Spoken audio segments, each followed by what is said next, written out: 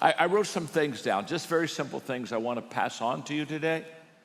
Because the question is, how does a positive legacy of impact really happen? How do you make sure that you have a positive legacy and I mean, maybe not an Uncle George legacy? 4 things. Number 1, awareness.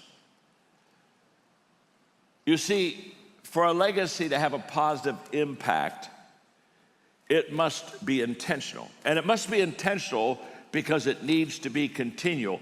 And legacies have a tendency to not last.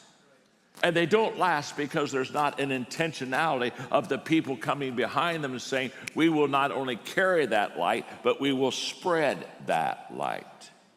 A legacy of awareness that today begins with each one of us. So it's all about where we have been, where we are going, but there's a tendency in a large congregation with many sites.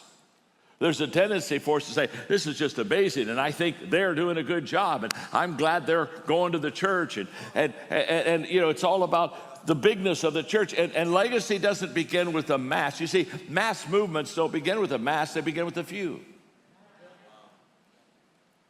And I want us to have a legacy. I want you to personally right now have a legacy awareness.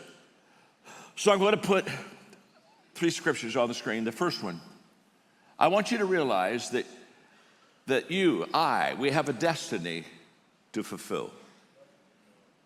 Psalm 139:16, like an open book, you watched me grow from conception to birth. All the stages of my life were spread out before you. Look at this, the days of my life all prepared before I lived even one day.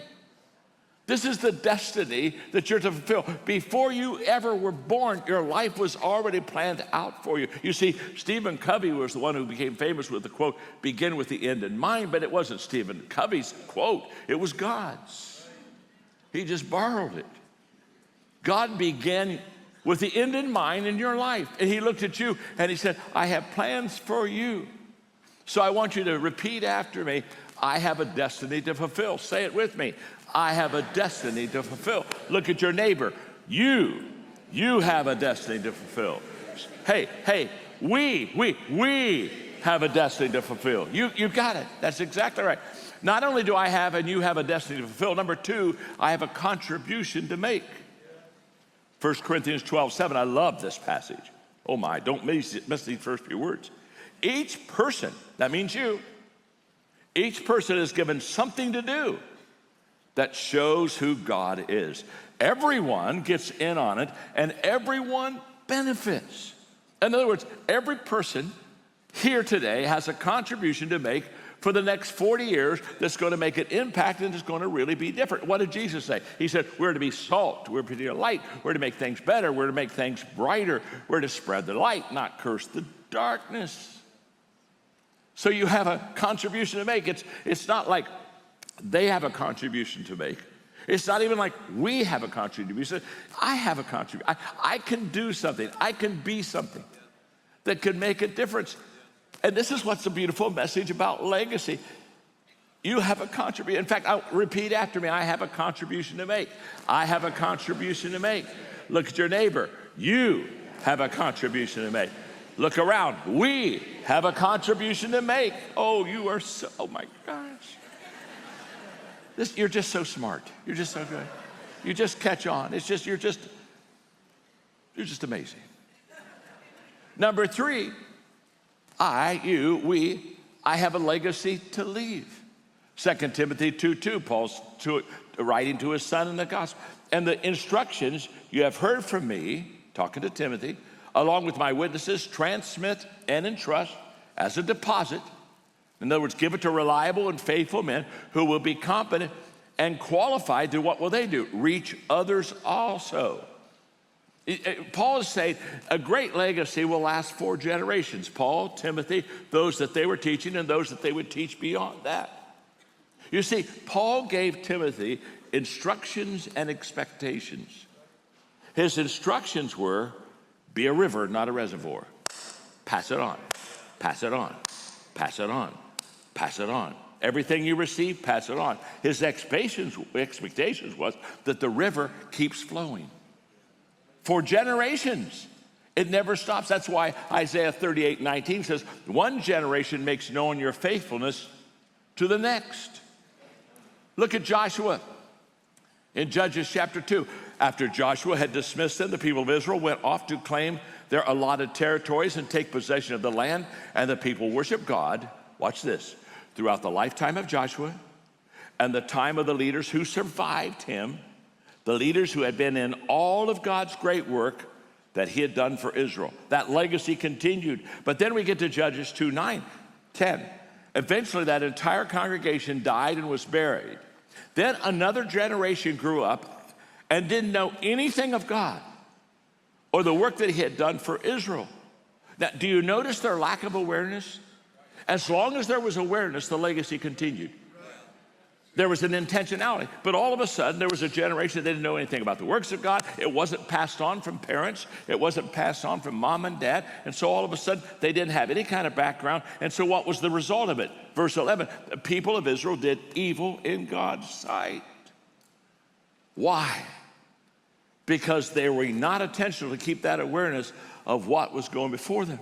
I remember the first time, this is many years ago when I preached at Christ Fellowship for the first time. Todd asked me to go down, and he'd heard me do a thing called I want to make a difference with people who want to make a difference, doing something that makes a difference at a time that makes a difference. And he loved that. He said, I want you to preach that to the congregation. So I came to Christ Fellowship, and I preached the whole message on we want to make a difference with people who want to make a difference, doing something that makes a difference at a time that makes a difference. And he was on the front row, and everybody's clapping and cheering, everybody's happy. And he called me down about 6 months later. He said, I want you to preach again for me. And I said, okay. I said, what do you want me to preach? He said, the message you preached 6 months ago.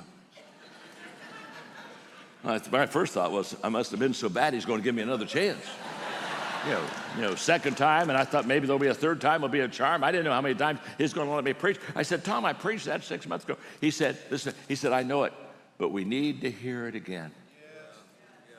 See, there's that awareness, that intentionality. He was leaving a legacy in you. He's wanting, you see, he wanted to start a movement. He didn't want to have a monument. See, a monument is about yesterday, and a movement is about today. A monument is about what people did, and a movement is about what people are doing. A monument is what people did that made a difference yesterday. A movement is what people are doing that's making a difference today. A monument kind of stimulates gratitude, but a movement stimulates action. A monument ends, a movement continues. And that's the awareness that we're creating a movement that is changing lives, not only in this community, but changing lives among churches in America, around the world, and a movement that has become not only nationwide, but worldwide. So a positive legacy begins with an awareness that creates intentionality, that we're going to keep the legacy going, that what was good yesterday is to be built on and told about today so that tomorrow can be great. Do you have that? Have you got awareness now? How are we doing? I know you're doing so good. You're right, you're just leading right into me. You're saying, come on, do you have anything else, or is that it? Well, I have 3 more things, thank you very much. We're not done. Number 2, contagiousness. The impact of a legacy has to have a contagiousness about it that people long to hear, lean in to hear, want to hear. And that contagiousness is wrapped up at Christ Fellowship in the word hope. This is a church that provides hope. I mean, when I think of Tom's legacy, he was a man of integrity, and he's a man of encouragement. I mean, when you're around Todd, don't you just have hope? I mean, if you can't be happy around Tom, go home. He's contagious. Donna's contagious. Julie's contagious. Todd's contagious in a good kind of way. And they're contagious because their message is hope. And there's a difference between optimism, which is the world's message. The world has an optimistic message with motivational speaking, etc. But there's a difference between optimism, which is the world's message, and a hope, which is the Christian's message. You see, optimism is a belief that things can get better. But hope is a faith that I can make things better. Optimism is a passive virtue and hope is an active virtue. Optimism takes no courage or commitment. Hope takes a lot of courage and commitment. Don't miss this. Optimism is the belief that you can change, but you haven't. But hope is a belief that you can change and you have. You see, at Christ Fellowship, I want all of you to be dealers in hope. Hope dealers. You understand? Be careful how you say that.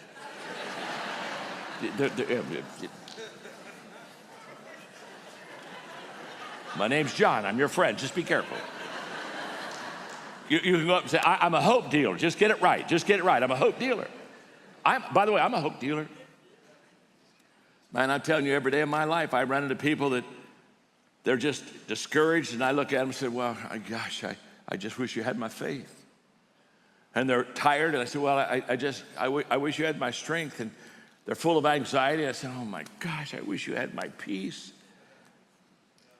They sometimes just are kind of lost. I wish you had my hope. And they'll say, well, what do you mean you wish you had my hope? What do you mean you wish I had your faith? Well, let me tell you what, I'm a hope dealer. And hope dealers present, listen, hope dealers make people hungry, not angry. I have a book coming out on May 7th.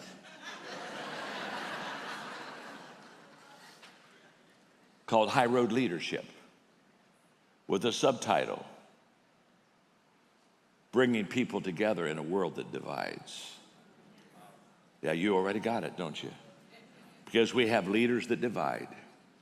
It's supposed to be the United States of America, not the divided states of America. I'm here to tell you, the great leaders, they offer hope, and they cause people to make choices that favor hope. And for us at Christ Fellowship, as we look at our 40 years, Todd, Julie, I want us to choose others over ourselves, to have the servanthood spirit. I want us to choose the fruit of the Spirit over the spirit of our culture. I want us to choose the love of God over the love for the world. I want us to choose discipleship of Jesus over doing our own thing. I want us to choose valuing people over evaluating people. I want us to choose evangelism over everything. And those are choices that we make that keep our leg.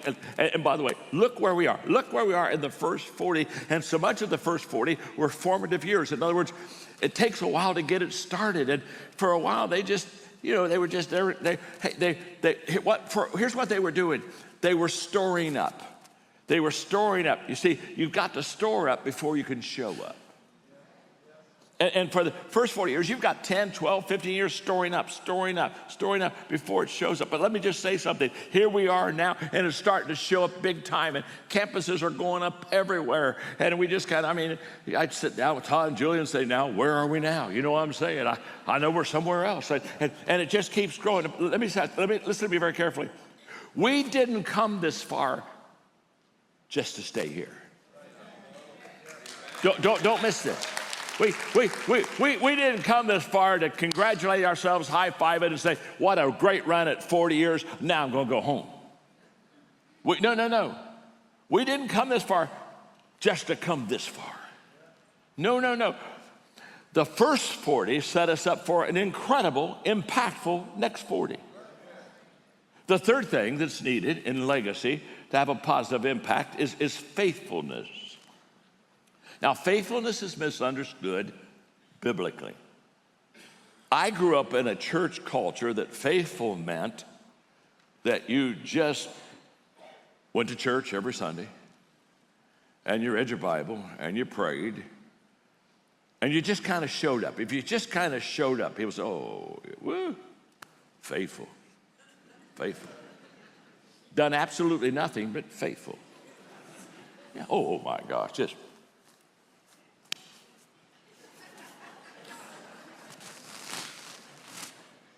they're faithful.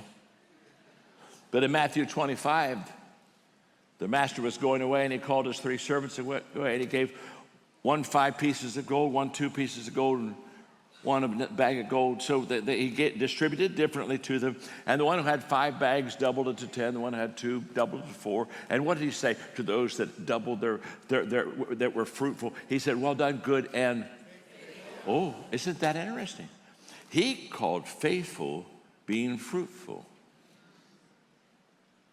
Now there was another guy that grew up in the holiness church that I grew up in, and he took his 1 bag of gold and he buried it because he didn't want to lose it. When the master came back, he said, here, what you gave me, I gave you back. And he didn't say faithful to the guy that held on to just what he had. He said, you took no action. He said, he called him lazy. You see, faithfulness is taking action, and faithfulness is reproducing. And there is a gap in the church between sounding good and doing good. I mean, I loved worship today. Wasn't worship? I mean, worship's amazing. And as we're worshiping, I'm worshiping, and I'm saying to myself, I hope it takes. In other words, I hope it lasts longer than 24 minutes. I hope it lasts throughout the week. I hope we live in that. You see, intentional living is the bridge between good intentions and good actions. Intentional living moves us from a desire to action, from someday to today, from occasional to continual, from dreaming to do it. You see, small deeds are better than great intentions. Come on. Don't you know some people? They never get involved. They just sit on their blessed assurance. The Greek for that is assurance. And they think, oh my gosh, this is wonderful. And they never realize they're supposed to pick up and use their gifts and take action. You see, I mean, I know some people, don't you know some people, they're always getting ready. And just look at them and say, you know, is it ever going to happen? Is it ever going to happen? You see, faithfulness is consistency, and consistency compounds. It's huge. You see, in our legacy, the first 40 years, our works were stored up. Now we've got 40 years to let them absolutely show up. I was having a conversation a few years ago with Tyler Perry, and he was talking about, he's, of course, incredible talent and actor in movies, et cetera. And he was talking about the fact he built his first movie studio, he outgrew it. Built a second movie studio, he outgrew it. He built his third one, which he thought was so big he'd never outgrow it, and he outgrew it. And he said, John, I was so tired, I didn't want to do any more building, so I thought I'll just cap it there. And he said, for 3 years, I didn't grow anything, build anything. And he just said, I just thought, surely this is enough. And he said, we flattened out, and everything kind of went to a standstill. And one day he said, I realized I just had to keep going. And he said, he said, I was really at a place where I said, haven't I given enough? And can't I now stop? And he said, I realized I couldn't stop. And when he finished that thing, I said, Tyler, I said, you know what you just shared with me? When you can afford to quit, you can't afford to quit. Because when you can afford to quit, you're at the place where you're about to compound ridiculously. See, we could say, well, I mean, we've done so well, let's just high-five each other, we can afford. No. You see, right now, we're on the cusp of things that we cannot even imagine in our life that's going to happen because of the goodness of God and because of the faithfulness of this congregation. I mean, we're right. Hey, we're just about to really show up. We're just about ready to go. And we can't stop now. I mean, I watch people get to the compounding time of their life and they retire. And I look at them and I want to say, what you have no idea is what you lost because you stopped. By the way, if you're going to quit the first day. You have nothing that compounded. People won't even miss you. Okay. How does a positive legacy happen? Awareness. Awareness that legacy is not automatic, that it doesn't continue unless we're intentional. Contagious. Everyone wants hope. Let us continue to be hope dealers.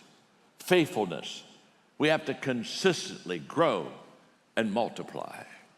The fourth ingredient of a positive impact with legacy is togetherness.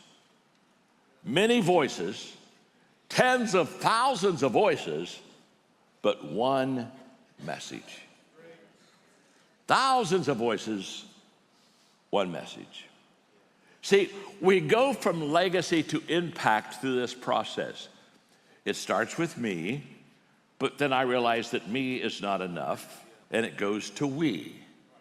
Now, we does more than me. If one will put 1,000 in flight, two will put 10,000. You with me? So this is an addition. Me to we is an addition, it's multiplication. But then watch how this legacy goes from legacy to impact. It goes from me to we to he. Because it's all about him.